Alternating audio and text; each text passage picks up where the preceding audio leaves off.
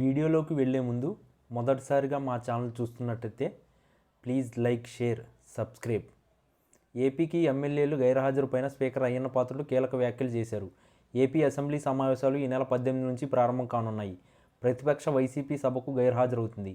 తాము ఏకైక ప్రతిపక్షంగా ఉన్నామని, తమకు అసెంబ్లీలో హోదా ఇవ్వాలని మాజీ సీఎం జగన్ డిమాండ్ చేస్తున్నారు.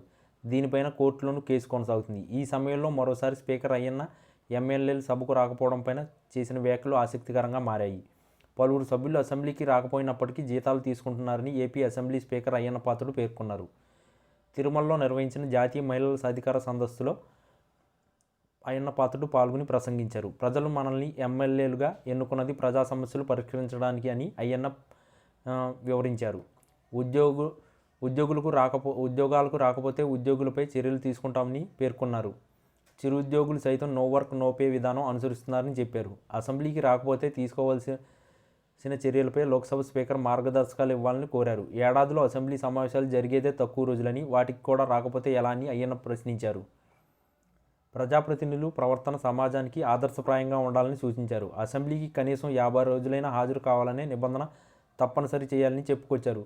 తిరుపతి లాంటి మహా పుణ్యక్షేత్రంలో మహిళా సాధికార సదస్సు జరగడం మంచి పరిణామాన్ని ఉద్ఘాటించారు. మహిళల ఆస్తిలో సగం ఆస్తి ఇచ్చినట్లుగా రాష్ట్ర ఆంధ్రప్రదేశ్ అని నొక్కి చెప్పారు. గతంలో ముఖ్యమంత్రిగా నందమూరి తారక రామారావు ఉన్నప్పుడు మహిళలు ఆస్తి హక్కు గురించి చట్టం చేశారని గుర్తు చేశారు. ఉద్యోగాల్లో మహిళలకు ఎన్టీఆర్ రిజర్వేషన్ తీసుకొచ్చారని ఉద్ఘాటించారు. స్వయంగా సహాయక బృందాల ద్వారా మహిళలకు బలోపేతం చేసిన వ్యక్తి చంద్రబాబు అని వెల్లడించారు. ఒక మహిళను అసెంబ్లీకి స్పీకర్ చేసినటువంటి ఆంధ్రప్రదేశ్ మిగిలిన రాష్ట్రాలకు ఆదర్శప్రాయమని తెలిపారు. తిరుమలలో మహిళా యూనివర్సిటీని పెట్టింది కూడా ఎన్టీఆర్ అని గుర్తు చేశారు. ఇక అసెంబ్లీ సమావేశాలకు హాజరు విషయంలో జగన్ నిర్ణయం మార్చుకుంటారా, గైర్హాజరుకే కట్టుబడి ఉంటారా అనేది స్పష్టత రావాల్సి ఉంది.